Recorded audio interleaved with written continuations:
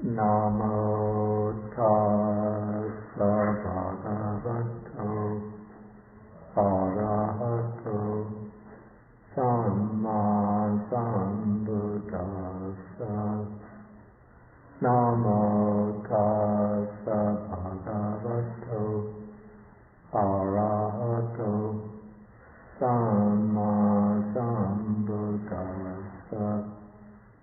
Namo tassa bhagavato arahato samma sambuddhassa.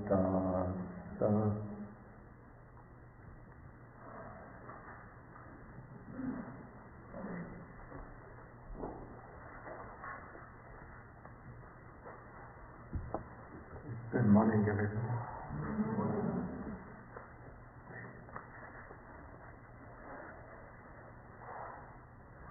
Okay, we are now in chapter 9 of the book In the Buddha's Words. And last time we finished the section on the 5 aggregates, and now we come to the section on the 6 sense bases. And if you remember, in this section on the development of wisdom,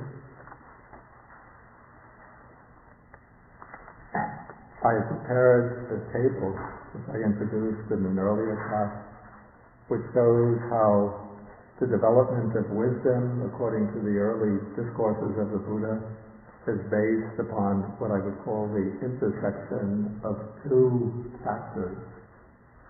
One is the factor of the contents, and so under the contents we have the different ways in which the Buddha organizes experience into certain groups, certain schemes of classification,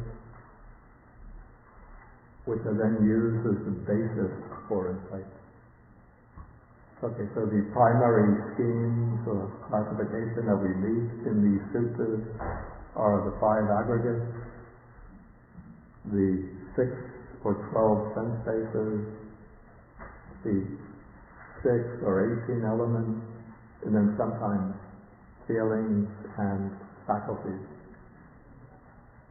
Okay, and then the patterns into which these groups of factors are organized include the pattern of the 4 Noble Truths, the pattern of impermanence, suffering, and non-self, then what I call the gratification triad, gratification, danger, and escape, and then an expansion of the gratification triad into the arising, passing away, gratification, danger, and escape.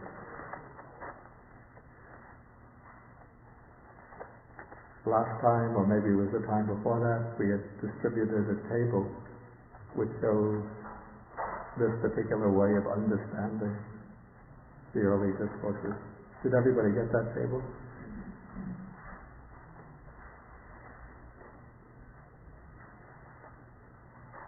Oh, and then not only did I make up the table, but I also cited the sutras in which we find examples of these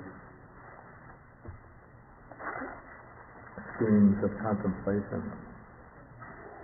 Okay, so over the last couple of weeks I dealt with the 5 aggregates. The 5 aggregates is the most frequently met scheme in the sutras. But there's another scheme which we find alongside the 5 aggregates, which also figures very prominently in the discourses. And this is the scheme of the 6 sense bases. The 6 sense bases are the 6 faculties, which are called bases. The Pali word is ayatana, because these are the bases for the arising of consciousness.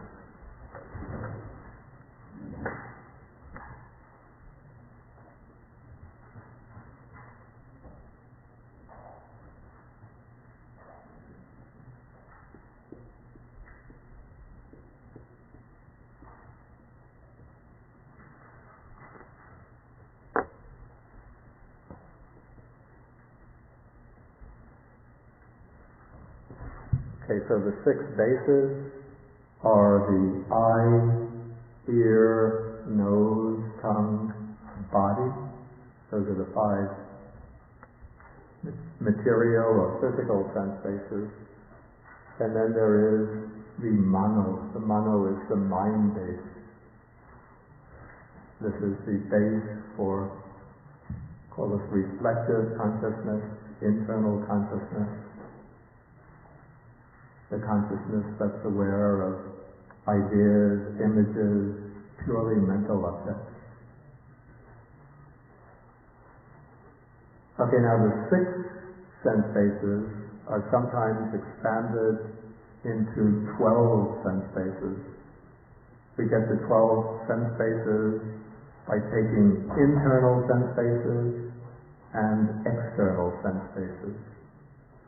So I just mentioned the 6 internal sense bases, and the 6 external sense bases are their corresponding objects. So we have the eye and form, ear and sound, nose and odors, tongue and taste, the body and maybe you can call it textures or touch sensations, and then mind and purely mental objects.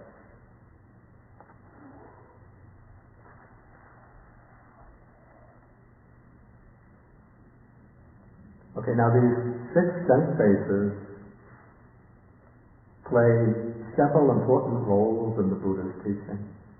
We see already, even in an early stage of training, particularly this is in the monastic training, the Buddha speaks about indriya samvara, which means restraint of the sense faculties. So we met this passage much earlier when we were discussing the step-by-step training of the Buddhist monk.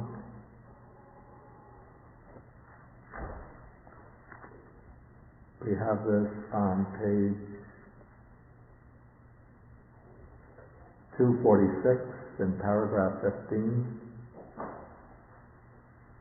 The Buddha says that here the monk who's training, on seeing a form with the eye, does not grasp at its signs and features.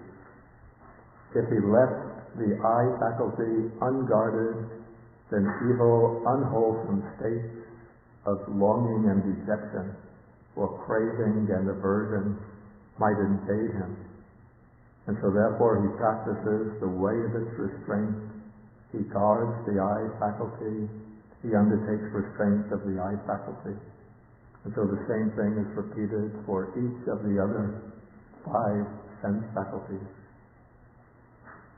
So these 6 sense bases or 6 sense faculties are given special prominence by the Buddha even in this early stage of training, because it's the 6 sense faculties are the 6 doors through which experience becomes accessible to the mind.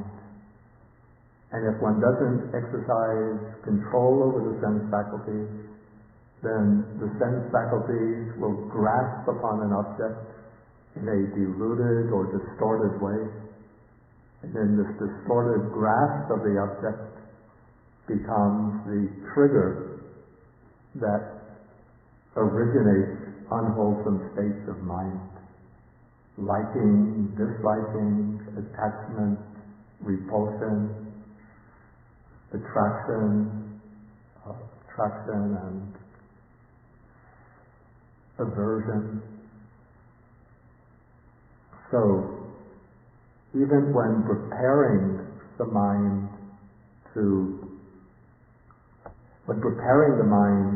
to practice meditation, in this early stage, one controls the reactions of the senses to their objects. Okay, but then after fulfilling the requirements of concentration, samadhi, when one turns to the development of insight, one also has to understand the sense bases. And the sense bases become a theme for understanding because they play not only a prominent role in generating states of craving and aversion, but also looking at the sense bases very deeply in the Buddha's teaching. We find that the sense bases, according to the Buddha, are actually the place where the world originates. There's an interesting sutta that occurs both in the Samyutta Nikaya and in the Sutta Nipata. It's called the Hemavata Sutta, where some deity comes to the Buddha and asks a series of questions. He asks, where has the world arisen? With what does the world form intimate bonds? By clinging to what does the world stand? By what is the world troubled or harmed? Then the Buddha answers in a somewhat cryptic way. He says, in 6 the world has arisen. With 6 the world forms intimate bonds. By clinging to 6 the world stands. By 6 the world is troubled. No other explanation is given in the sutta itself, but when we have other suttas as guidelines, then we could understand that what is being referred to here are the 6 internal sense bases and the 6 external sense bases.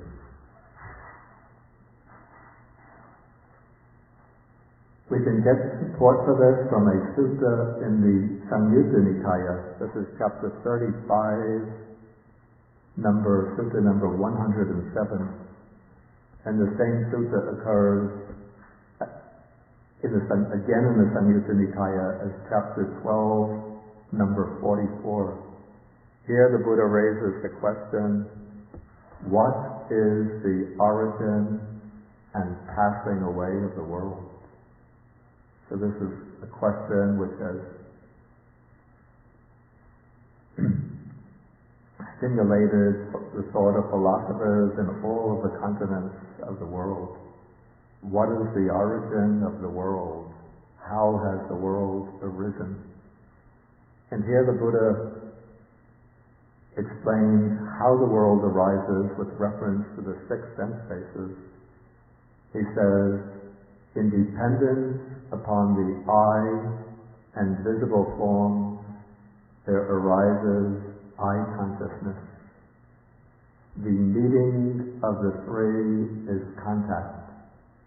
In dependence upon contact, there arises feeling. In dependence upon feeling, there arises craving. In dependence upon craving, there is clinging. In dependence upon clinging, there is becoming or existence. In dependence upon becoming, there is birth. In dependence upon birth, there is old age, sickness, and death. So this is how the world originates. And so this is not explaining the first point to the world, because the Buddha says that we can never discover a first point to the world. We can never find any kind of creation in time. But constantly, moment by moment, there is taking place within us contact between, or we could say the encounter of the 6 senses with their objects.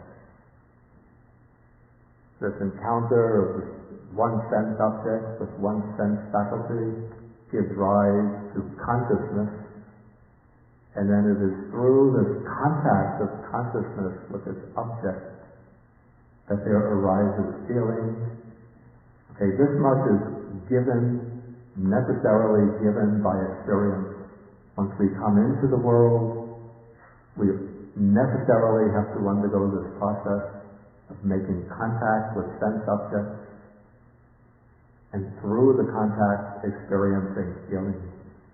but it's with the next step that we take this jump into the new creation of the world, or the bringing into being of new realms of existence, new possibilities of existence through infinite time. And that jump, that step, is the step from feeling to craving, and then from craving to clinging. Through our clinging, we create the karmic formations that lead to new birth. Once we come again into a new birth, again, this new birth means the acquiring of the six sense faculties, or six sense bases. Once we acquire the new set of six sense bases, there will be more contact, more consciousness, more feeling, and then again, when we surrender to the feeling and allow it to trigger craving and clinging, we will create, originate, bring into being still new states of existence. So this is the origin of the world, and then the Buddha teaches what is the passing away of the world, or how does one gain liberation from the world. He starts off in the same way, in dependence upon the I and form, I consciousness arises. The meeting of the three, the meeting of consciousness with this object through the I, that is contact. In dependence upon contact, there is feeling, but with the stopping of craving, there is the stopping of clinging. When clinging stops, becoming ceases. With the cessation of becoming, there is no further birth, and with the end of birth, no further old age, sickness, death, and suffering.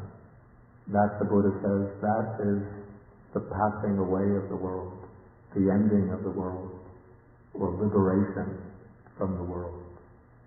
And so everything in it, the whole, you could say, everything, the whole presentation of the world depends upon our responses to the objects of the senses. And the possibility of liberation depends upon mastering our responses to the objects.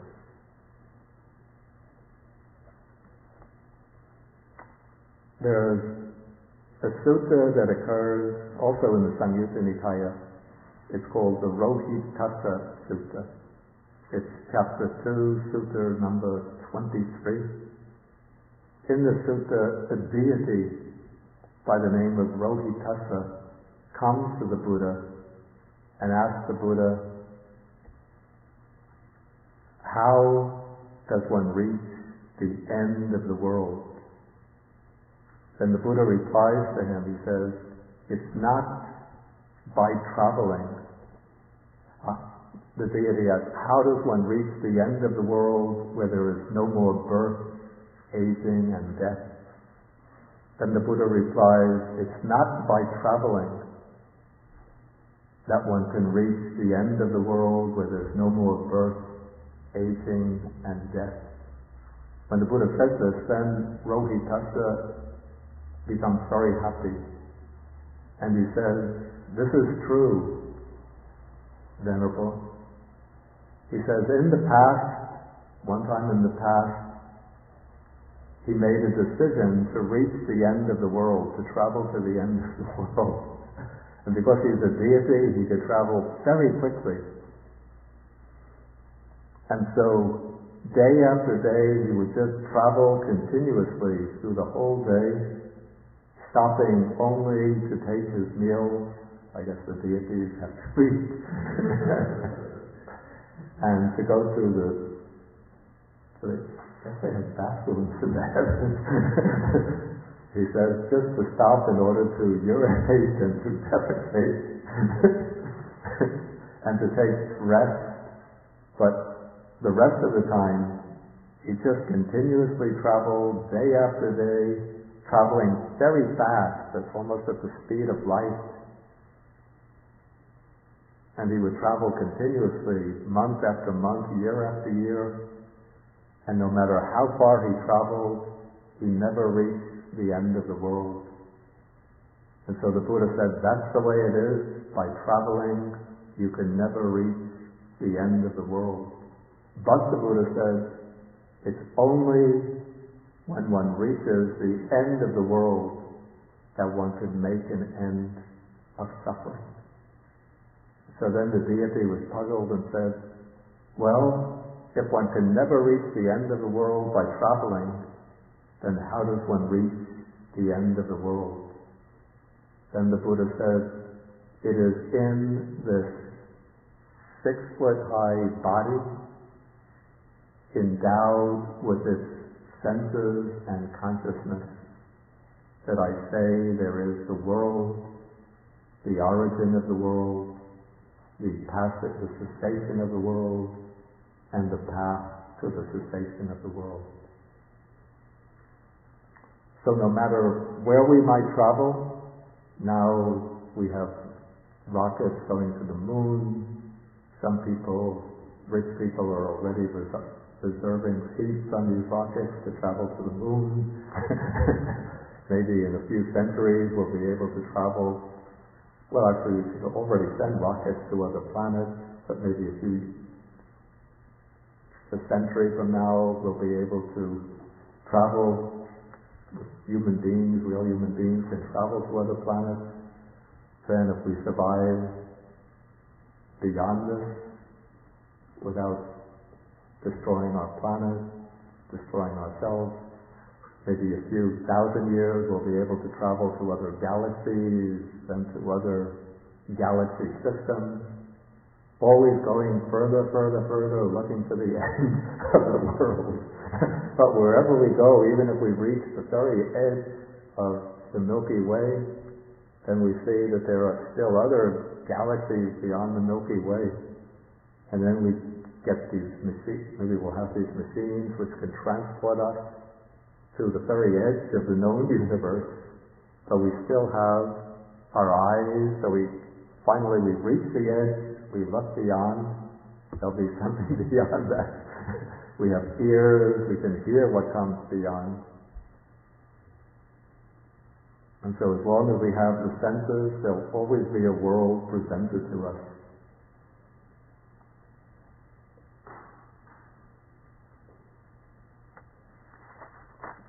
But the Buddha says that it is that in the world by which one is a perceiver of the world and a thinker of the world, this is called the world in the teaching of the Noble One. And so what is that in the world by which one is a perceiver and thinker of the world?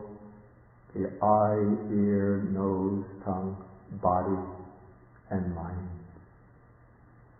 And so to bring an end to the world, or to gain complete liberation from the world, this is not to be done by traveling, not to be done by speculation, but it's to be achieved by understanding, fully understanding these faculties that are the basis for the experience of the world.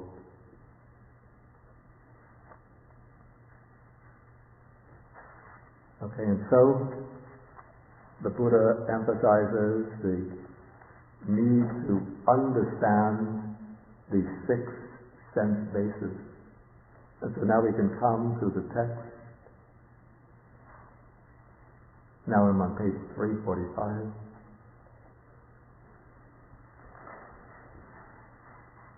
The Buddha says, without directly knowing and fully understanding the all, or everything.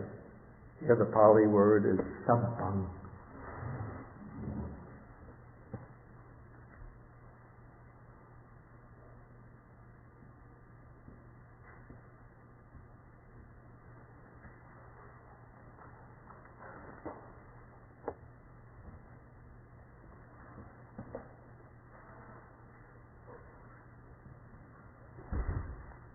So without fully understanding the all, without developing this passion towards the all and abandoning it, one is incapable of destroying suffering, or one is incapable of eliminating suffering.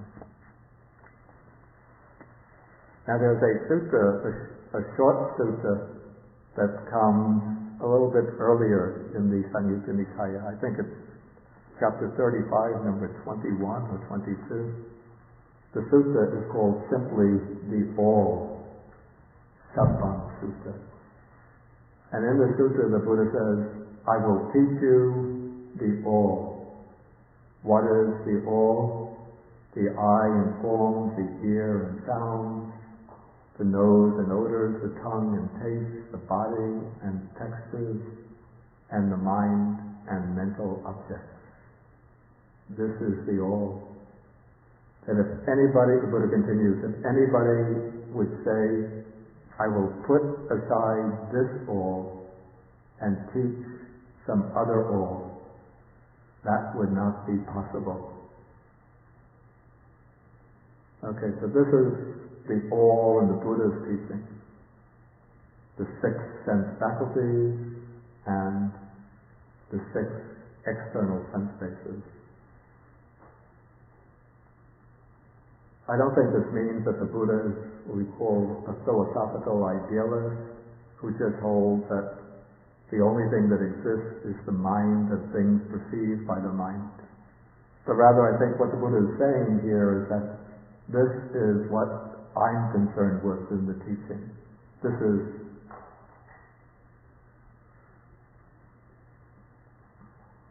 what has to be understood in order to gain liberation.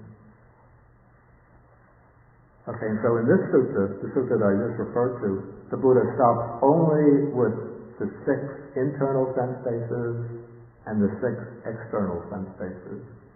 But we find in other suttas that the Buddha develops this a little further, almost as though it seems like he's contradicting himself.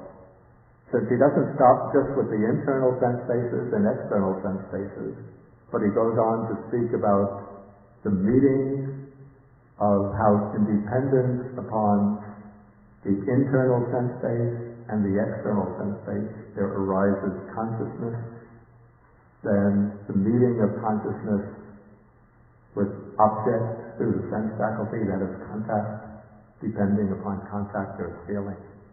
So we could say that the 12 things that the Buddha mentions as being the all, the 6 internal sense bases, the 6 external sense bases, those are the bases for all experience. But beyond those 12 things, we have the factors that arise within experience through the interaction of objects and sense faculties. Okay, so here the Buddha speaks about without directly knowing and fully understanding the all.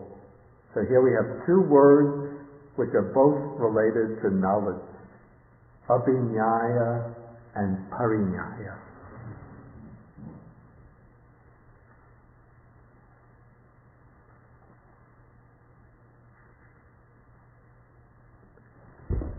Both words are based upon the root ñā, which means to know.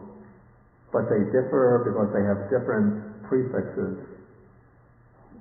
When we take api and put abhiññā, it gives the sense of a superior knowledge, a higher knowledge, and also a direct knowledge. So this is what we translate direct knowing or direct knowledge. Then when we take the prefix pari, the word pari gives a sense of fullness or completeness. So pariññāya is what is translated here as full understanding. And so these 2 words signify 2 different stages in the unfolding of wisdom, the development of wisdom. Abhinyaya comes with the first breakthrough to the understanding of the Four Noble Truths. And so when one makes this first breakthrough to the Four Noble Truths, which leads or brings the attainment of stream entry, the first stage of enlightenment, with that direct knowledge of the Four Noble Truths, one also directly knows the six sense bases, internal and external, and one knows that these six sense bases are part of the truth of dukkha, part of the truth of suffering. But even though one makes this breakthrough to direct knowledge of the Four Noble Truths, but there is still greed. One weakens greed, hatred, and delusion, but one doesn't completely eliminate them yet. There's still some greed, hatred, and delusion remaining. However, as one continues to develop the path, and then as one continues to develop the path, to develop wisdom, to develop insight, one's wisdom grows fuller, deeper, more comprehensive, until it reaches the stage of full understanding. And it's with full understanding that greed, hatred, and ignorance are eliminated.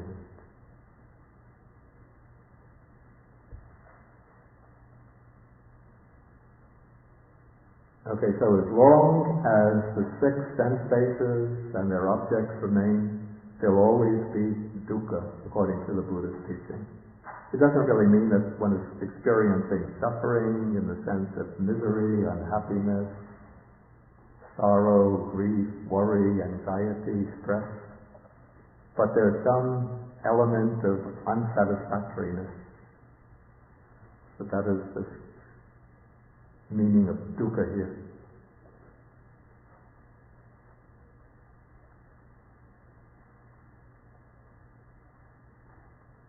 Okay, so then what one has to do is to directly know, to fully understand the all. With that full understanding, then one develops viraga. Viraga is dispassion.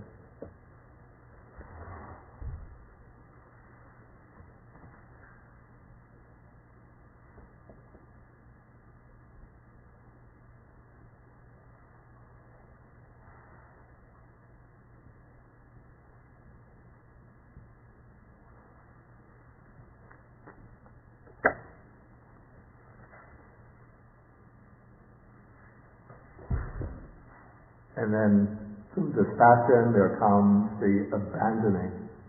One doesn't actually abandon the six sense faculties at once, but what one abandons is the clinging to the six sense faculties and their objects.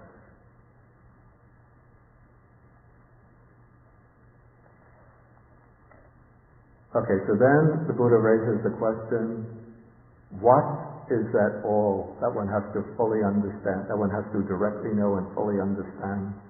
Then he answers, without directly knowing and fully understanding the I, without developing dispassion towards it and abandoning it, one is incapable of destroying suffering.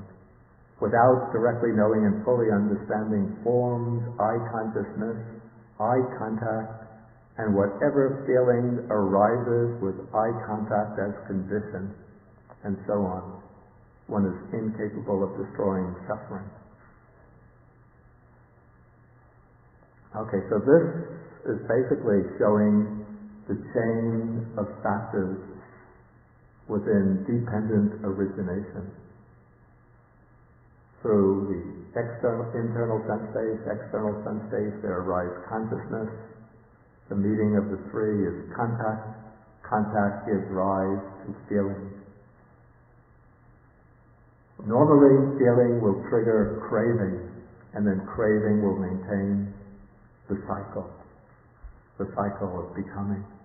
So what one has to do is to cut that link between feeling and craving.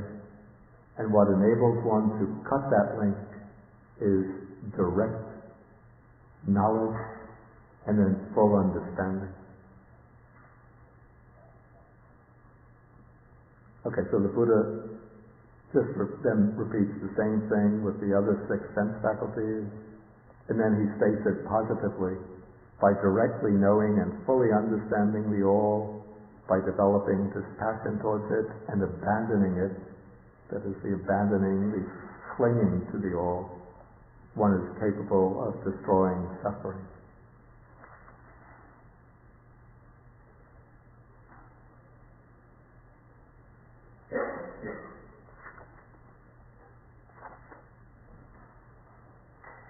Okay, then the next few sutras really just develop, we could say that the next few sutras just apply the 3 characteristics of existence to the 6 sense bases, doing so from somewhat different angles. When we come to text B, which is called burning or blazing, this is also popularly known as the Buddha's fire sermon.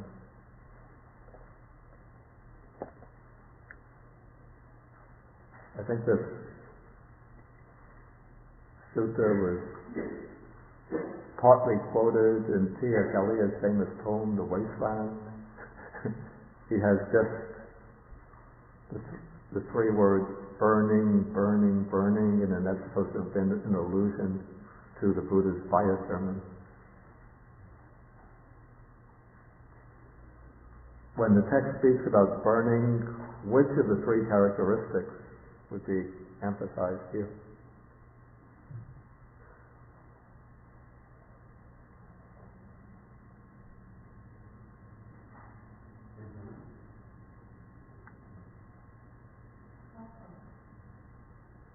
What? Yeah, if you put your hand on a hot stove, do you experience impermanence?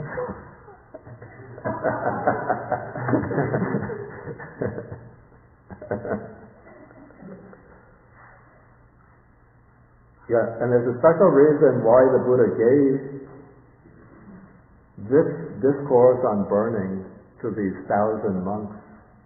What is the reason? Anybody know? Oh, I gave the answer in the footnote. Okay, then you can't tell what it is.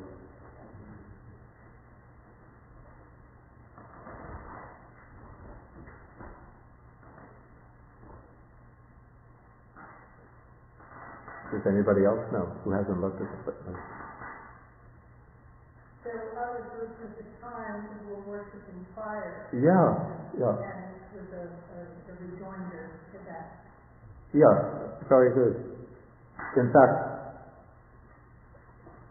when we read, there's a section of the Vinaya, the book of discipline, called the Mahavagga, which gives an account of the early days of the Buddha's ministry or his teaching career.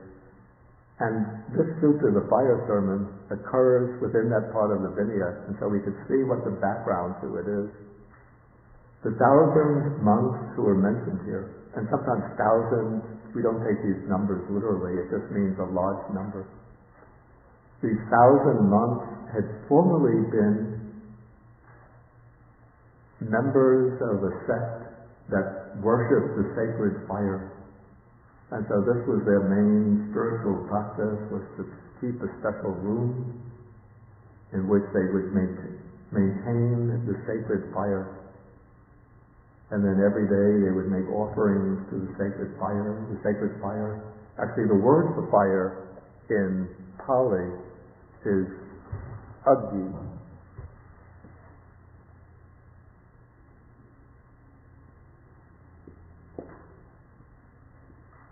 But the Sanskrit word you might recognize, Agni.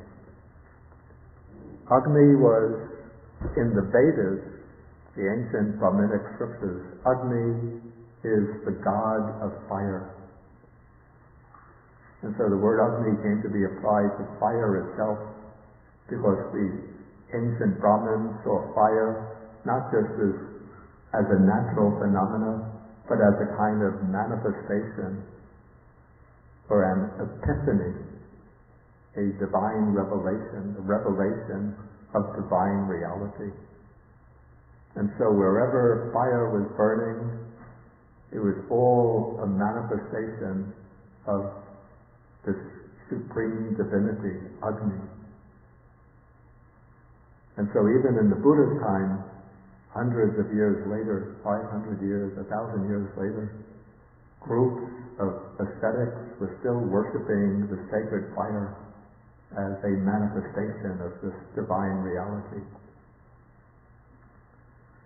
Okay, so the Buddha had seen that these groups of fire ascetics living in Gaia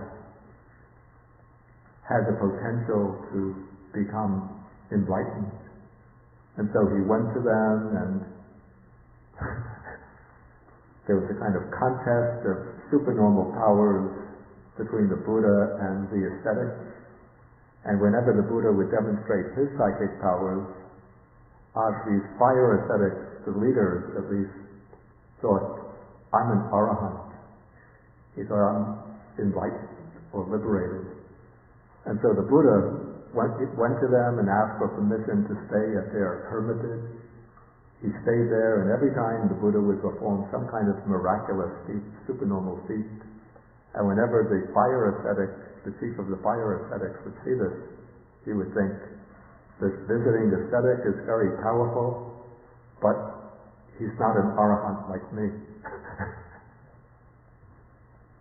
And so this went on. The Buddha kept on performing one supernormal feat after another, and the chief of the fire ascetics kept on thinking, our visiting monk is very powerful, but he's not an arahant like me.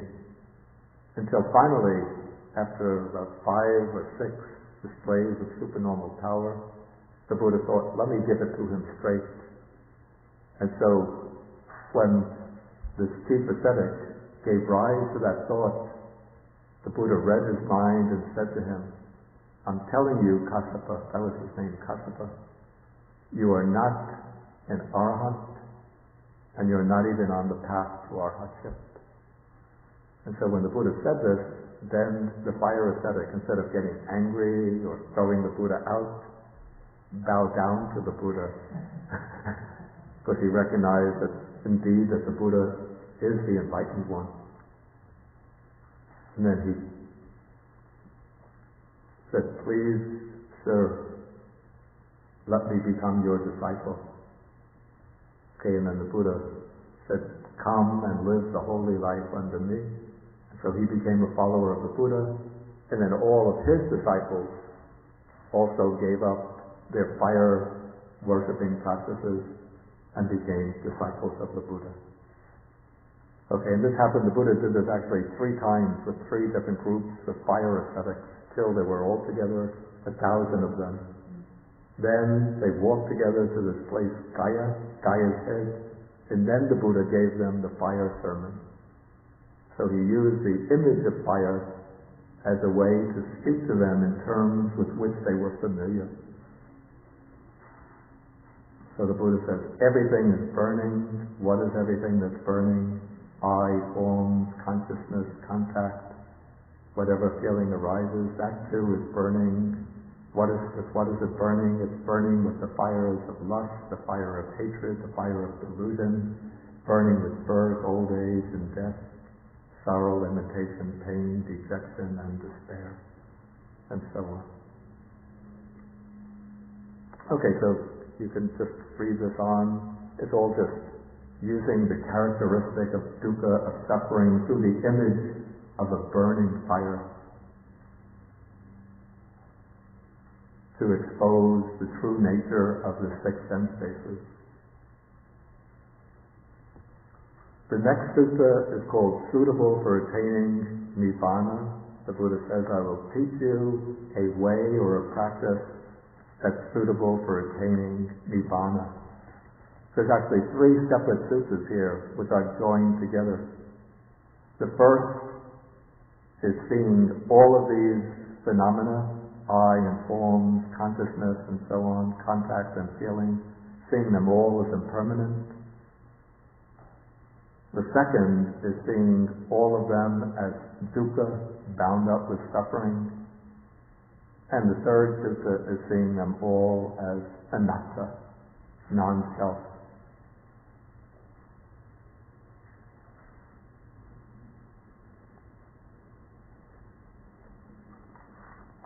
Okay, the next sutta is called Empty is the World. And this sutta is based upon a saying, perhaps it was being circulated by the Buddha, some of his disciples. Empty is the world. Here we have the word to play such a big role in later Buddhism.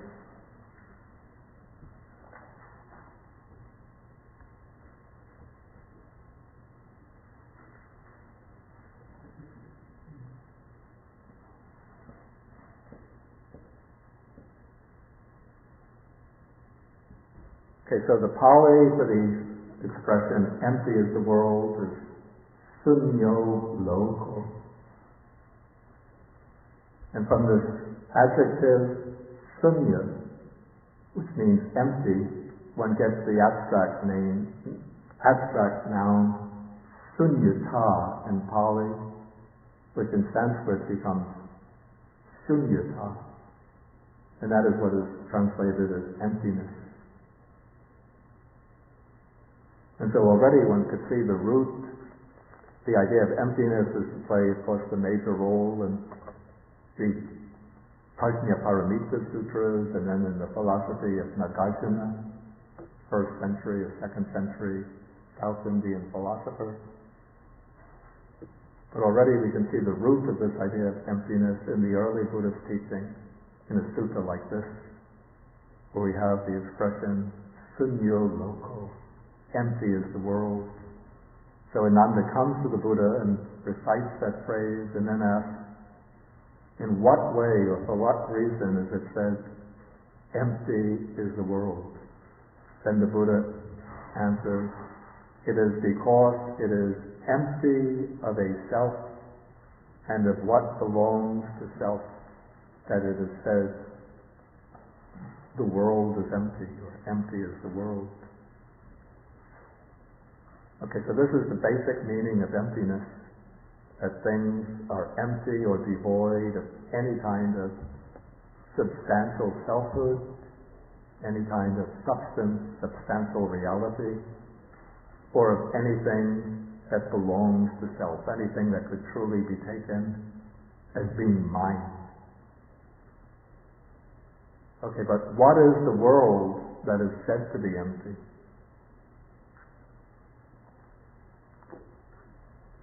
And here the Buddha answers with reference to the 6 sense bases and to everything that arises from them.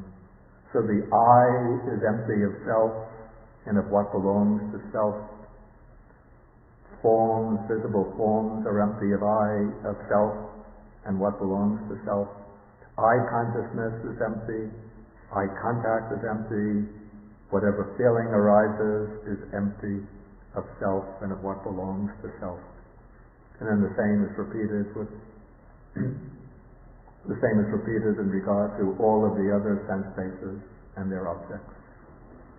So when the world is said to be empty, it means that all the factors of experience, sense bases, internal, external, consciousness, and so on, they're all empty of selfhood. There's nothing in them to be taken as I, mine, or self.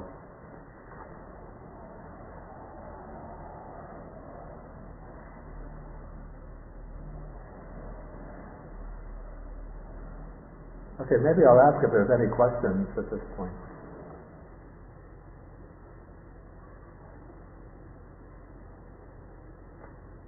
Okay, please. Your wisdom? You mentioned that as long as the 6 sense bases, you have a 6 sense bases, there is Buddha. Is that correct? Again? As long as the six sense bases are operating, Yeah. Yeah. And yet, so as long as you have a body that's living, Yeah. dukkha is present, yes. Doesn't the can't suffering end in this life?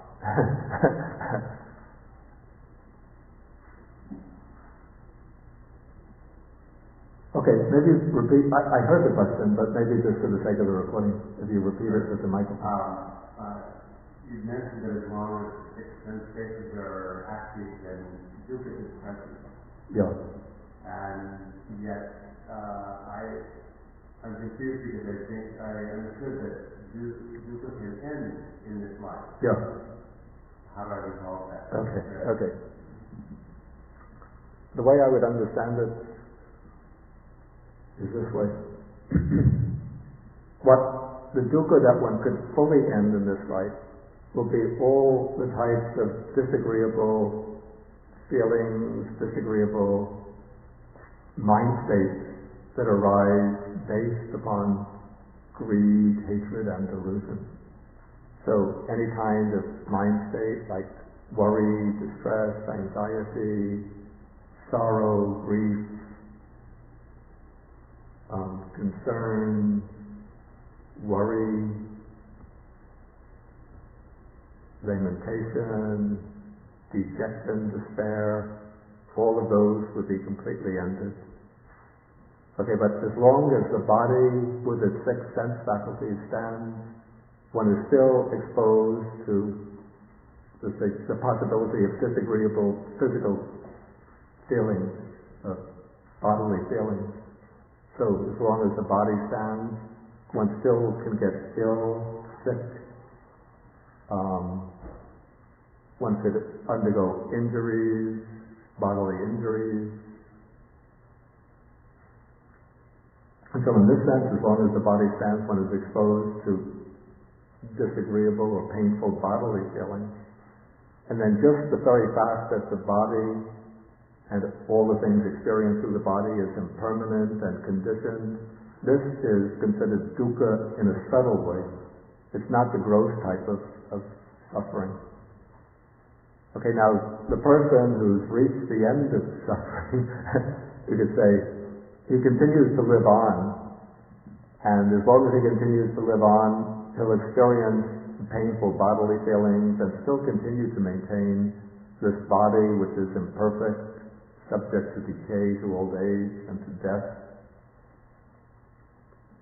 And so that is the aspect of dukkha that remains, but one could still say that this one has made an end to dukkha in this present life, in that he's cut off the possibility of any dukkha arising in the future. This is the way I would understand it, because there's no more possibility of a future rebirth. But I guess the understanding I have is that the source of the cause of dukkha is clinging, is let go of clinging. Yeah. And I understand that you would have pain, but would you necessarily have aversion to the pain, or the thing that causes the second dark, Yeah. The second dark doesn't occur. No, the second dark doesn't occur. But the first dark is still considered dukkha? It's, in the broad sense, it's considered dukkha. It comes under the heading of, actually it's in two senses. First, it comes under the heading of what's called dukkha dukkata, which means the suffering that consists in painful feelings. So it still has the bodily painful feeling, though there's no negative mental reactions to it. And then it also comes under sankhara dukkata, which is the suffering or the unsatisfactoriness bound up with conditioned phenomena. Just the fact that these phenomena are conditioned states. This is something which is considered what makes it dukkha. There's a simile that illustrates this aspect of dukkha, this dukkha dukkata. I actually saw it in the commentary to Nagarjuna's Madhyamaka Shastra, Chandrakirti's commentary, but it must come from an earlier source. It says that this aspect of sankhara dukkata is like let me see how they put it. Okay, for an ordinary person, it's like a hair which is on the hand. If we have a hair on the hand, we almost don't feel anything there. But if we get that little hair in the eye, then it's, it's painful, and we just can't do anything else. All we think about is how do we get this hair out of the eye. This is the way the Aryans, the noble ones, experience the sankhara dukkha. For them, just the conditioned phenomena are felt to be unsatisfactory. So it doesn't mean that they are actually that they're experiencing painful feelings because of the conditioned phenomena, but they just perceive the conditioned phenomena to be unsatisfactory, and so they delight in, whenever they can, to going into and experiencing the nirvanic peace here and now, sort of withdrawing the mind from its involvement with sensory objects, sensory experiences, and drawing back into the nirvanic peace.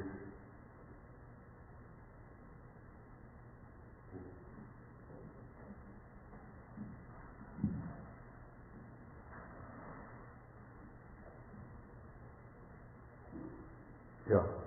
Could you explain the difference of Speak a little more loudly. It's on, but you could.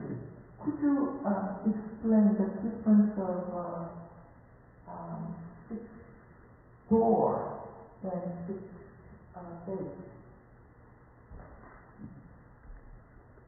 They're actually the same thing, the six doors and the six sense spaces. It's just that the metaphor is different.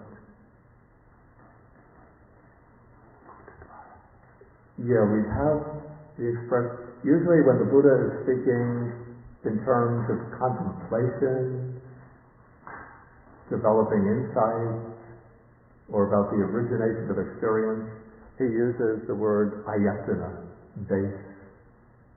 I think with the meaning that these are the bases for consciousness. He uses the expression, I don't even know that we find the expression six doors in the suttas. It might be a later term, a later expression coming from the commentaries. But we do find in the suttas the expression gutadvara, which means guarding the doors, which means, it does mean guarding the doors of the sense faculties. So when the expression doors is being used, the particular context in which it occurs is the need to exercise restraint over the sense spaces, or over the sense faculties, because it's through the contact of the sense faculties with their objects that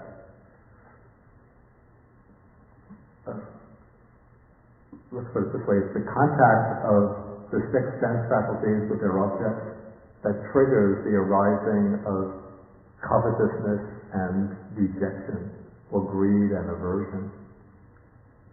And so the use of the expression six doors, or guarding the doors of the sense faculties, the context where that is used is restraint of the senses, whereas the expression the six sense spaces is used in more philosophical texts, which show how experience originates, and also the texts concerned with the development of insight, which show how one should contemplate the six senses in order to put an end, a complete end, to greed, hatred, and delusion. So in the sutta, there is no word like Antadvara in sutta itself? Antadvara, I don't recall occurring in the suttas. Or Chadvara would be the six doors. I'm not saying that it's not there, but I don't recall it being there. I would have to do a kind of search of the Tripitaka to make sure.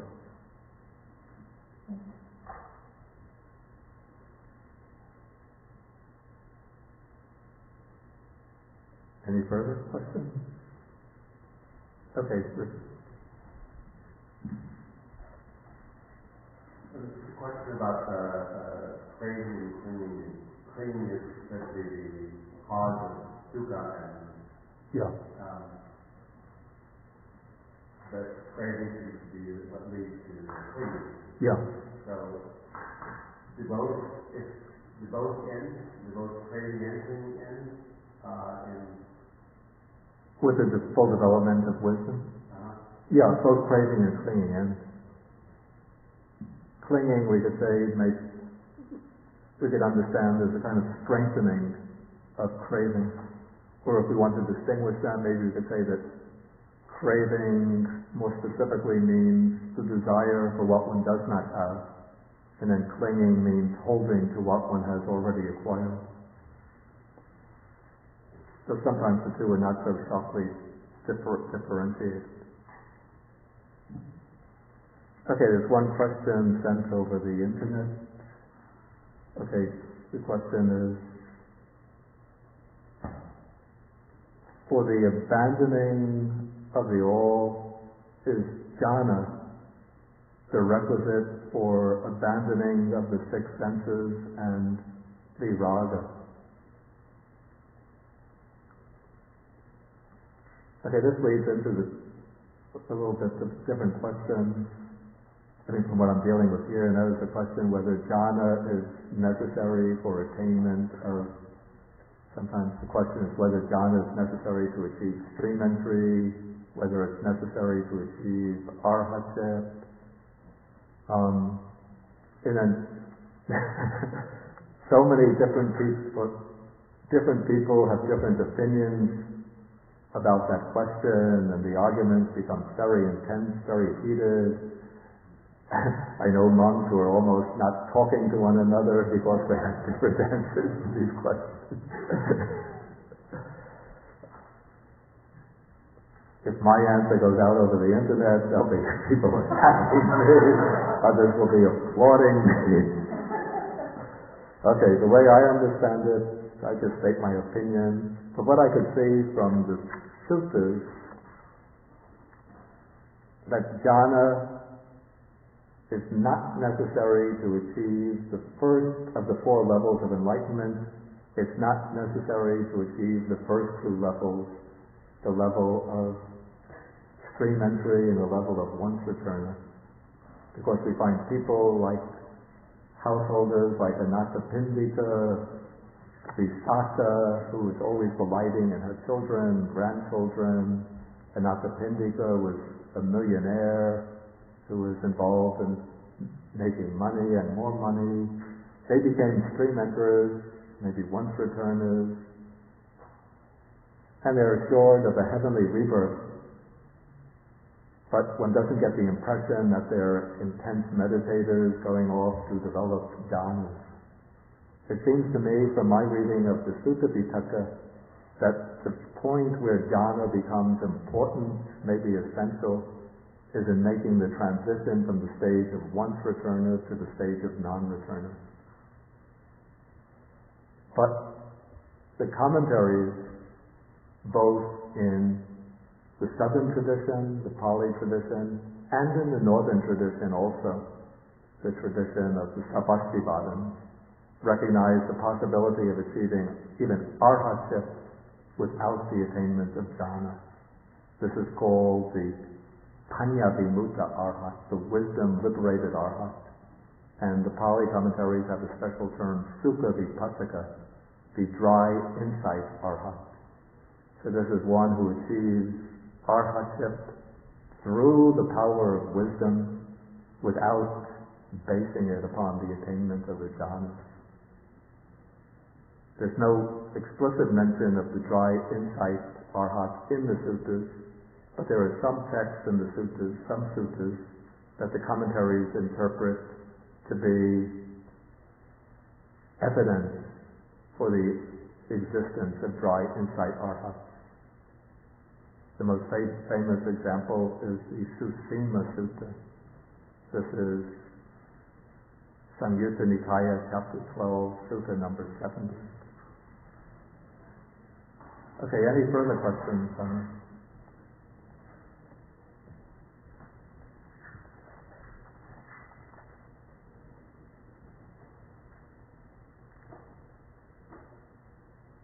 Okay, this is a question.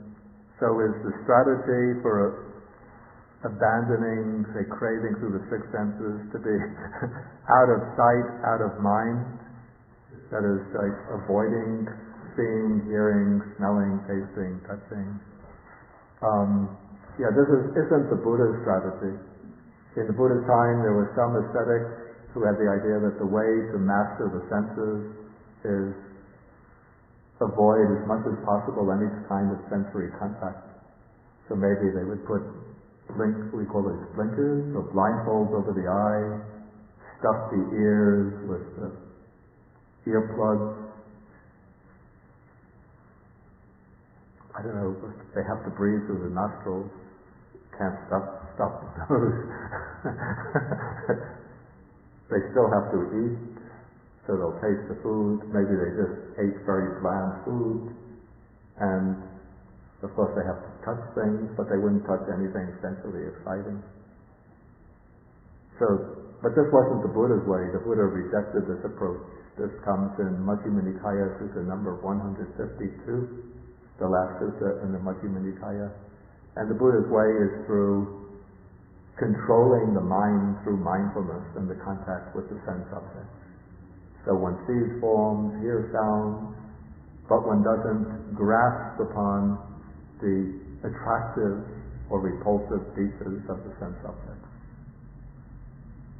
Or one uses mindfulness and clear comprehension to understand that these objects are just sense objects, that they arise and pass away. And so with this understanding, then one doesn't get spun around by the objects. Okay, we'll move on now to the next text. This is on page 348, selection number E in this subsection. Okay, so here a monk named Udayi comes to Venerable Ananda and says, in many ways, the nature of this body has been declared, disclosed, and revealed by the Buddha thus. For such and such a reason, the body is non-self. Is it possible to explain consciousness in a similar way to show how consciousness is non-self? This is an extremely important topic because there is a sutta, it occurs in Samyutta Nikaya, chapter 12, I think it's number 71, or could it be 73, where the Buddha says that it is better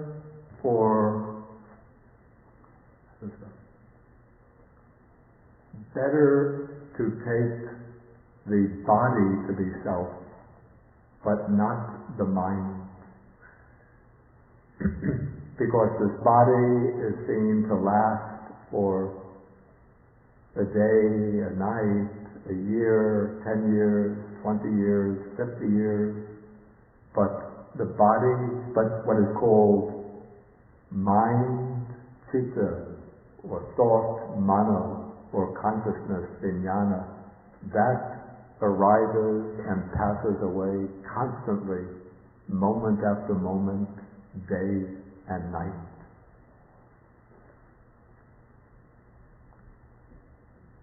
Okay, so how does one show or demonstrate that consciousness is non-self? Okay, so Venerable Ananda is going to argue or show this by using the conditioned origination of consciousness as the reason why consciousness is non-self. Okay, so doesn't I consciousness arise in dependence on the I in form? The answer is yes. If the cause and condition for the arising of I consciousness would cease completely and totally without remainder, would I consciousness be discerned? And then the answer is no.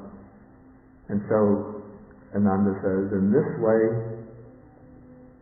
or for this reason, we can demonstrate that consciousness is non-self. I think the sense here is that I consciousness particular act of eye consciousness arises in dependence upon the eye and in dependence, or let us say, a moment in the existence of the eye. And it also arises in dependence upon a particular visible form. Now when we look at the eye with insight, we see that the eye is arising and passing away, constantly arising and passing away. And the form that is being cognized is also arising and passing away. And so for this reason, the act of consciousness that arises based upon a particular moment of the eye and based upon a particular momentary form, that occasion of eye consciousness passes away with the passing away of that eye and that form. It might be followed by a new moment of eye consciousness arising. It might be followed by a new moment of eye consciousness, but that new moment of eye consciousness will arise based upon a new occasion, a new moment of the eye, and based upon a new visible form. And so we see our experience to be continuous, to be something constant and continuous. But when we pay very close attention with mindfulness to any occasion of experience,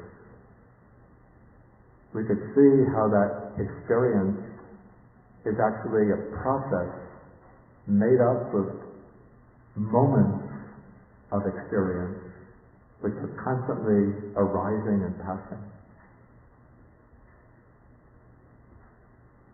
And so because eye consciousness depends upon the eye and depends upon forms, at that moment when the eye passes away, when the forms pass away, the same moment of consciousness cannot continue existing. But that consciousness also dissolves and passes away, followed by another moment of consciousness, then another moment of eye consciousness, another moment of eye consciousness.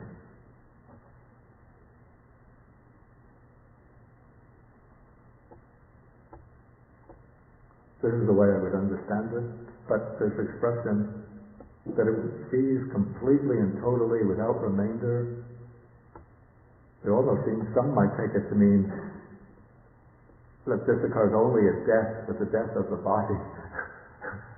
You're shaking your head like this. Okay, so you would agree with the way I would interpret. I'm just saying that some might interpret in that way. Okay, so then Ananda uses a simile to illustrate this. He says, suppose a man needing heartwood, the solid wood, seeking heartwood, wandering in search of heartwood, would take a sharp axe and enter a forest. Then he would see the trunk of a large banana tree, straight, fresh. We already had the simile of the banana tree in relation to the aggregate of mental formations. Maybe some of you who grow up in America never traveled to the tropics, have never seen a banana tree. But if you cut down a banana tree, or if a banana tree falls down, and you examine it, you see that it just exists of coils. One coil enclosing another coil, enclosing another coil. A little bit similar to the way an onion consists just of layers, one layer enclosing another, enclosing another. And so if you cut through the banana tree looking for solid heartwood, you never find it. All you find are these coils wrapping, one coil wrapping around another coil. Okay, so the man cuts down the banana tree at the root, cuts off the crown, and unrolls the coil.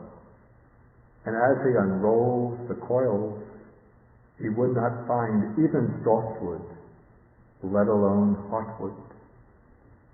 And so, a monk does not recognize or perceive a self or anything belonging to a self in these 6 bases for contact. Since he does not recognize anything thus, no self there, he does not cling to anything in the world. Not clinging, he is not agitated. Actually, I think this word paritasati really is a verb related to craving. He does not have any craving. Being without craving, he personally attains nibbana. He understands destroyed is birth. The spiritual life has been lived. What had to be has been done. What had to be done has been done. There is no more coming back to any state of being. Okay, so this is the demonstration of how consciousness is non-self, because the consciousness is based on the 6 inner and outer sense bases. The 6 inner and outer sense bases are impermanent. That which arises based on the impermanent is also impermanent. And that which is impermanent cannot be a self. Okay, any questions on this passage?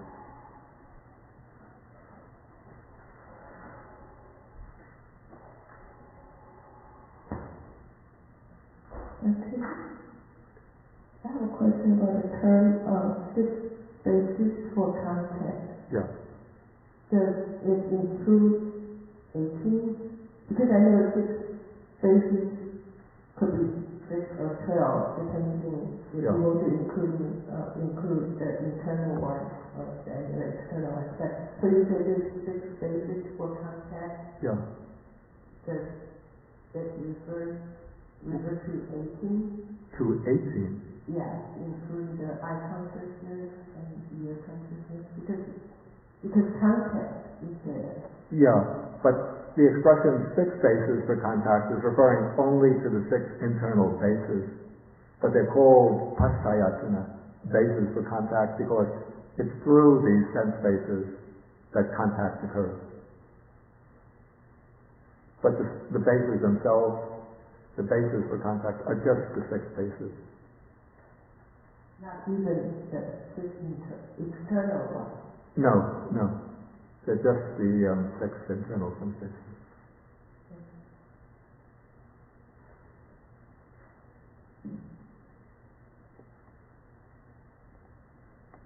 Any further questions? Okay. If no further questions, did you have another question? I have one question about the previous passage. Okay. How could form be burning with lust and hatred, and then forms have its external objective? Okay, that's a good question. How can forms externally be burning with greed, hatred, and delusion? I'd like to know the definition of forms in Buddhism. Do forms have external objective existence?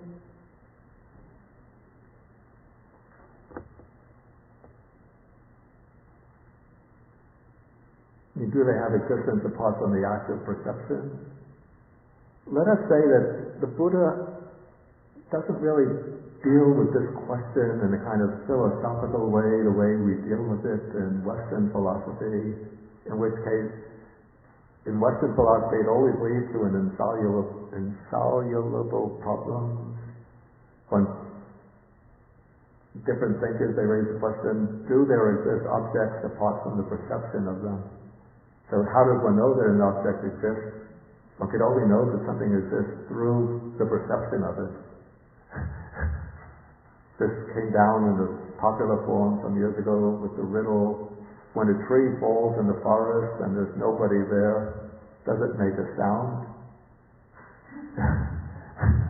If nobody is there, then how does one know whether it makes a sound or not? To say that there's a sound there, you need somebody who's hearing it, but if somebody is hearing it, then you can't say that there's nobody in the forest. Okay, so the Buddha doesn't deal with this question whether things exist apart from the act of perceiving them. But it seems from a practical angle, the Buddha sometimes speaks, or the Buddhist text sometimes speaks, as though the objects exist prior to the act of perceiving them. So we have independence on forms, independence upon the eye and forms. Eye consciousness arises, and dependence upon the ear and sounds, ear consciousness arises. So a passage like this seems to be treating forms, sounds, odors, tastes as things that can have an existence prior to the awareness of them, the act of being conscious of them. But even though the texts speak in this way, I don't think we should then jump to a kind of philosophical conclusion. Therefore, there are forms, sounds, odors, tastes, before somebody is aware of them.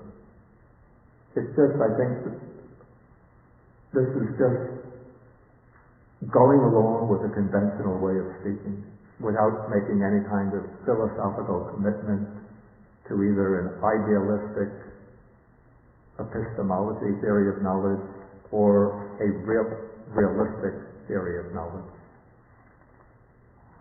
Okay. Okay.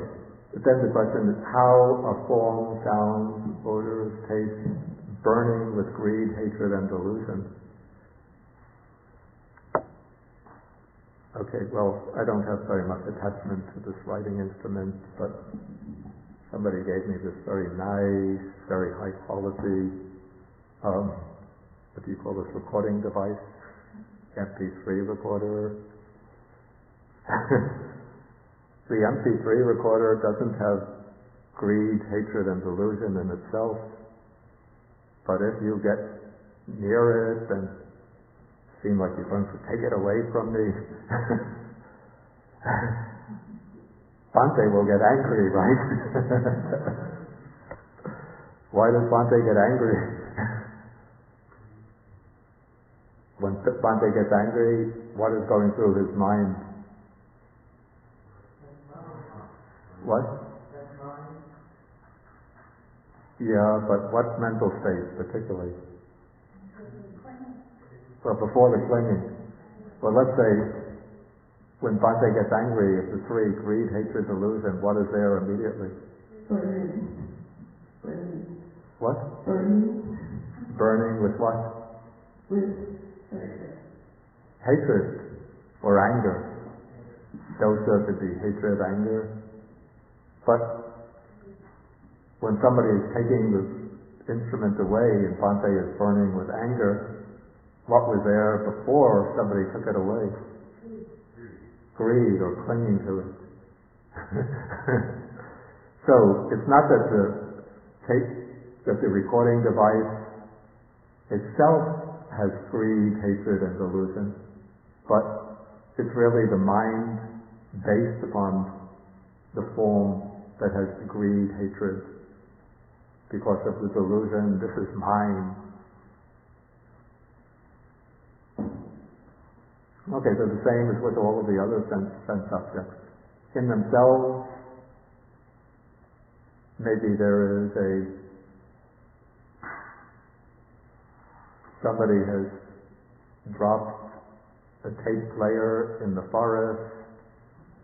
He's not aware of it, he dropped out of his knapsack, and when it fell to the ground, it hit the play button, and now the tape player is playing the most exquisite music, but nobody is there to hear it and to become enchanted with the music. And so there's no greed arising anyplace, no attachment to the beautiful music. So the instrument in itself doesn't have greed, hatred, delusion. Form, sound, smell, taste don't have greed, hatred, and delusion. But it's the mind that has the greed, hatred, and delusion in regard to those objects.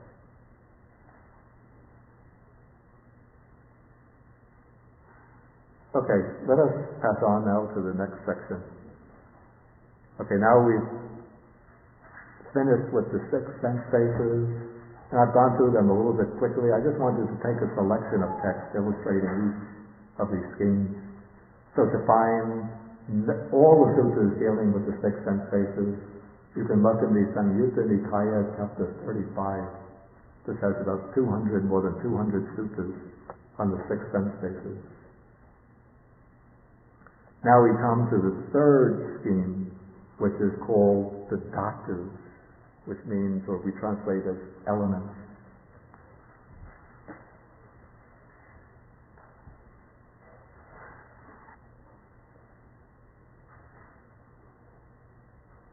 Okay, the Buddhist sutras use different numerical schemes of elements. You sometimes have 18 elements, 4 elements, 6 elements. So I took a few texts to illustrate the different groups of elements. So the first one we have here are the 18 elements. The 18 elements are obtained by taking the 6 internal sense bases, the 6 internal sense bases, 6 external sense bases, and then the 6 types of consciousness that arise based on them. And then those 6 types of consciousness are also called elements. Okay, so we have, the Buddha says, I will teach you the diversity of elements. We have the I element, form element, and I consciousness element. Then we have the ear element, sound element, ear consciousness element, nose element, odor element, nose consciousness element. And so with the tongue, with the body, then interestingly we have the mind element, the mental phenomena element, and the mind consciousness element. So this is called the diversity of elements. I think the first 15 are pretty self-evident, pretty clear. We come to a little bit of a problem. We have mind element and mind consciousness element. What is the relationship between them? What is the distinction? Interestingly, the sutras themselves don't answer that question. They leave it almost as though it's evident, almost as though the listener will understand what is meant by the difference between mano dhatu, the mind element, and mano vijnana dhatu, mind consciousness element. We find some distinction made in these between mind element and mind consciousness element in the Abhidhamma, which uses a very technical scheme to explain the difference. And I'm not really sure whether the Abhidhamma here is completely in accord with the early teaching. It seems to be developing a more theoretical way of understanding the functioning of the mind. But I would just try to understand this maybe in a more common sense way without bringing in this technical method of explanation. The mind element we could understand as maybe the faculty of thought, the faculty of mental cognition. And then mind consciousness element is the awareness of thought, the awareness of cognition.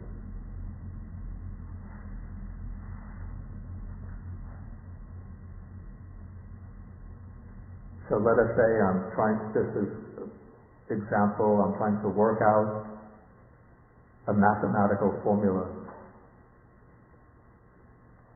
2 plus 2 divided by 3 equals what? Okay, so I'm thinking 2 plus 2, that equals 4. And I think divided by 3, 3 goes into 4 one time, that leaves over 1.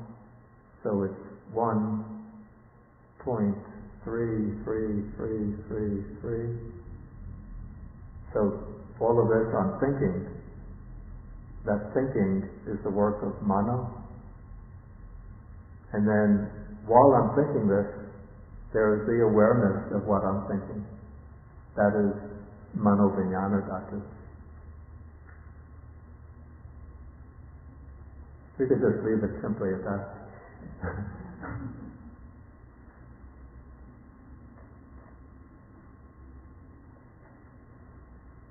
Okay, so these are the 18 elements. Then we come to a scheme of 4 elements. Okay, what is it? Let's take the meaning of this word element, dhatu. The Pali word dhatu is derived actually from a verb which means to support, to dhati, or to place, to put. But the commentators derive it from the verb dharati, which means to hold or to support. So the word dhatu is taken to mean something which supports or upholds a particular property, particular characteristic. So each of these 18 dhatus, 18 elements, has its own distinctive property, distinctive quality, and that is what makes it a dhatu, an element. Then we come to 4 material elements. The 4 material elements are the earth element, the water element, the heat element, and the air element. According to Buddhist philosophy, these 4 material elements are the basic constituents of all matter. And the Buddha would have taken over these 4 terms from the contemporary Indian philosophy. It was just like part of the widespread background Indian religious belief that the material world was made up of these 4 elements. But the Buddha gave these terms a particular special significance within the framework of his own teaching. The earth element is that property of matter by which matter has substance, by which matter occupies space, by which matter has some degree of hardness or solidity. So if we compress any kind of material object, we meet with resistance. Even if we take something which is soft, very flexible, we compress it, so it becomes harder and harder and harder. We eventually reach a point where we can't compress it any further. What prevents that compression, what gives that resistance, this is the earth element. And the earth element is considered the foundation for all other material phenomena. The second element, the water element, has the characteristic of flowing, fluidity. And it also has another property, which is the property of cohesion, of binding together. I think that the early Buddhist philosophers came to this conclusion from observing the way the Indian women prepare chapati. You know what chapati is? It's a kind of flat bread, somewhat like the dough of the pizza. So, if you ever see a man in the pizza shop making the pizza, what does he do? First he puts the flour out on the board, right? And what does he do after that? He adds water. If he just takes the flour, doesn't add water, and starts kneading the flour with his hands, what will happen to the flour?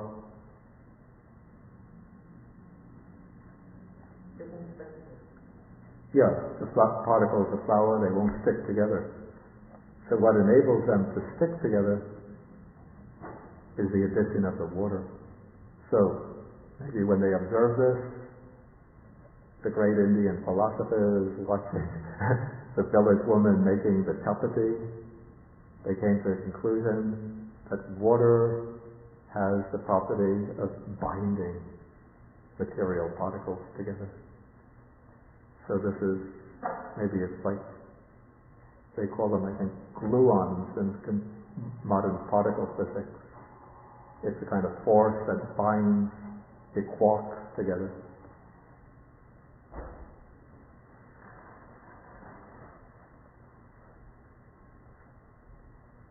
Okay, so we have the earth element with the property of supporting or resistance, hardness, solidity. The water element, which binds together. The fire element doesn't necessarily denote a blazing fire, but all material substances have the property of heat.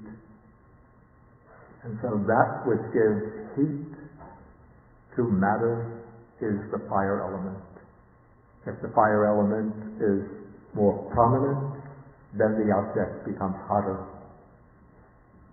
During the summer, the sun is stronger, and so in our atmosphere, the fire element is more prominent. During the winter, the sun is more distant, and so the fire element is more recessive, and so the air becomes cooler. And so the spectrum between heat and cold, this measures the degree of prominence of the fire element. In our own bodies, we also experience the fire element as the bodily heat. And then the fourth element is the air element. The air element is also called wind. And the Buddhist philosophers came to the conclusion, when the wind is blowing, there is motion. And the winds blow sometimes in one direction, sometimes another direction. And so motion back and forth is the characteristic of the presence of the wind element. And also when wind blows, there comes something expands in the wind. When the air is still, the leaves of the tree might be hanging down. But when the wind blows, the leaves of the tree get lifted up and spread out. And so the Buddhist thinkers came to the conclusion, the wind element has the property of expansion, distension. And so when the wind element is prominent, expansion takes place. When the wind element recedes, contraction takes place. And so we can observe this in breathing. When we breathe in, the lungs fill with air and the chest expands. When we breathe out, the air leaves the lungs and the chest contracts. And so expansion and contraction, or motion back and forth, this becomes the mark of the air element. And so then, according to the Buddhist thinkers, all four elements are present in every material particle, whether a speck of dust, a solid rock, a stream of water, a blazing fire, a gust of wind. In all of these, all four elements are present simultaneously, mutually conditioning one another. The earth element is what contributes the degree of hardness or solidity to this material body. If the earth element is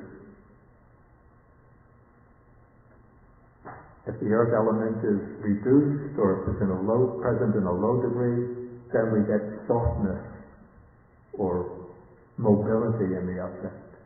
If the earth element is dominant, then the object is hard and solid. Okay, so that's the presence of the earth element. Then the water element is the property of what binds the particles of the object together. The heat element, the fire element, is the heat that pervades the particle of matter. And the air element accounts for the fact that any particle of matter is constantly moving back and forth, or expanding and contracting, even below the threshold of ordinary perception. And so even the solid writing, the solid pen, solid plastic, we have the earth element accounts for its solidity. The water element is what binds the particles, the molecules together. It has some degree of heat, and those particles are vibrating back and forth, expanding, contracting, expanding, contracting. That's the air element.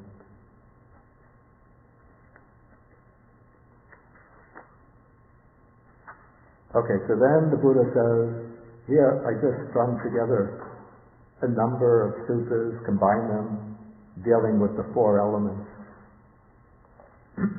So I think these are all dealing with, or most of them are dealing with the gratification triad. So those ascetics and Brahmins who do not know as they really are the gratification, danger, and escape in the case of the four elements, these I do not consider to be ideal ascetics, ideal Brahmins, and they have not realized for themselves with direct knowledge the goal of the ascetic life or the goal of Brahmanhood. But those ascetics and Brahmins who understand gratification, danger, and escape, these are the ideal ascetics, the ideal Brahmins, who have reached the goal of asceticism and Brahmanhood in this life. Okay, so that's gratification, danger, and escape. Then the same thing is stated in the next sutta in regard to the five aspects. Those ascetics and Brahmins who do not understand as they really are the origin and the passing away, the gratification, danger, and the escape. Same thing said. Then the third sutta phrases it in terms of the Four Noble Truth patterns, the four truth patterns. Those ascetics or Brahmins who do not understand the earth element, its origin, its cessation, and the way leading to its cessation, those are not ideal ascetics and Brahmins. But those ascetics and Brahmins who understand the four elements in this way, what they are, their origin, their cessation, and the way to the cessation, these I consider ideal ascetics and ideal Brahmins.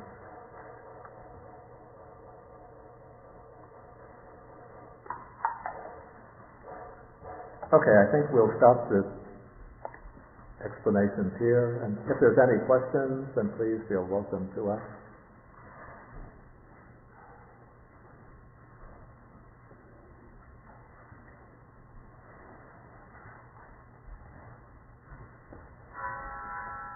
Okay, Richard? I don't understand the gratification, danger, and escape. Maybe we could just The gratification. no, let the gong finish ringing.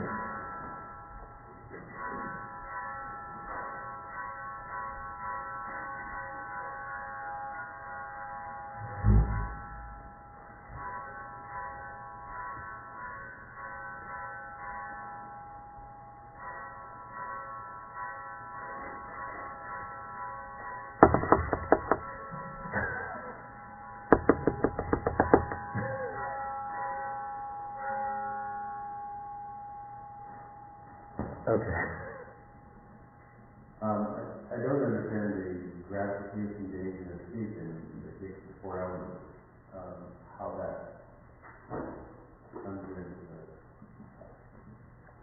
Okay, the gratification would be the fact that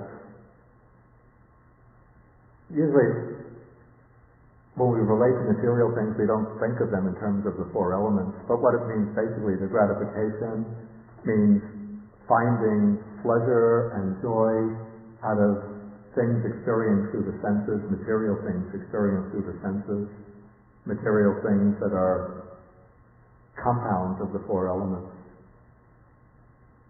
Okay, the danger would be the fact that all of these material things are impermanent, subject to change, and if one clings to them, then it will give rise to suffering. And then the escape would be putting away the khandaraga, desire and attachment to these things.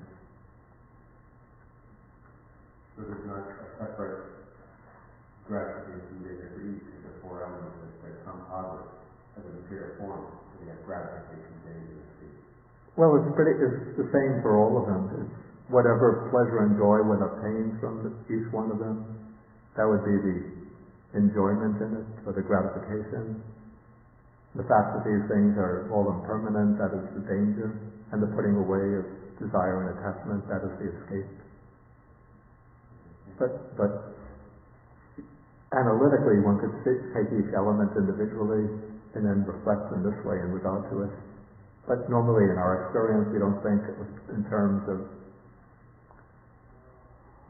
becoming attached to earth element, becoming attached to water element, to fire element, to air element. Okay, let me just take quickly these written questions.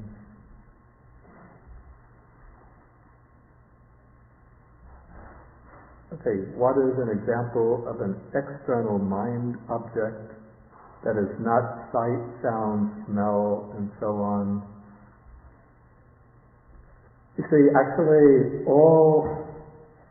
this is a technical expression used in the text. All of the elements are considered external. Even the mind objects, which conventionally we would say they're internal.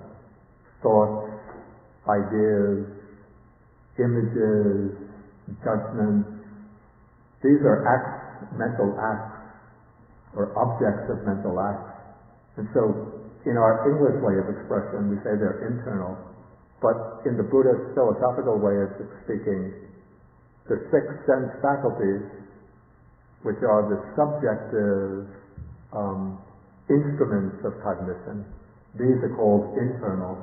And then the objects are always called external. So the five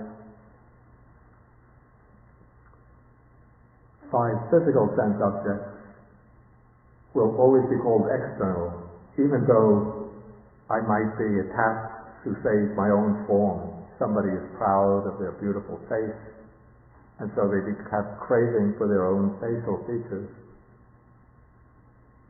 So usually one doesn't see one's face except in the mirror when it becomes external. So let's say I have a very strong body, which I can see. It's still internal in that it's mine, but in that it's an object of cognition, it's external. And the same applies to the ideas in the mind. Technically, they're classified as external, even though they occur within my own mind. Okay, second question. How are mind elements considered external? It seems they are all internal.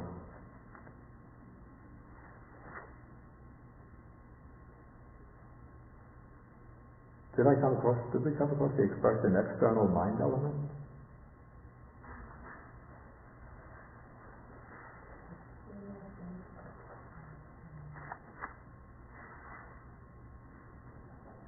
I don't recall coming across the expression mind element external.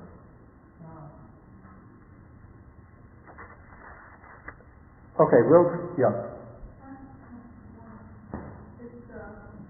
Is memory consciousness source?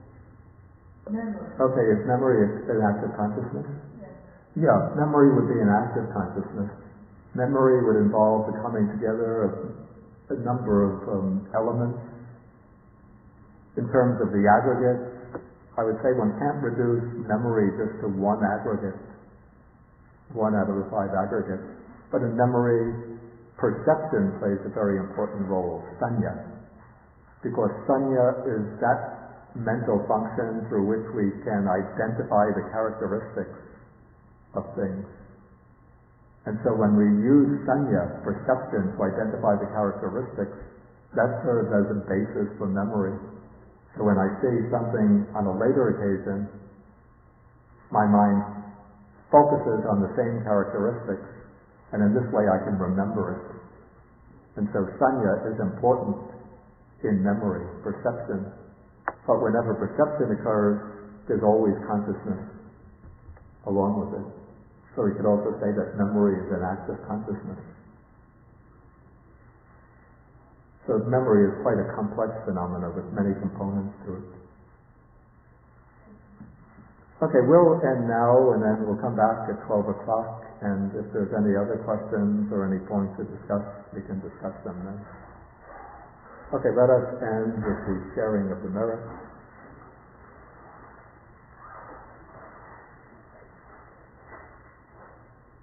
Okay, so I'll recite according to the verses on the sheet. Akasata sabhumata devanata mahirtika punyantang anumoditva siram rakantu sasanam.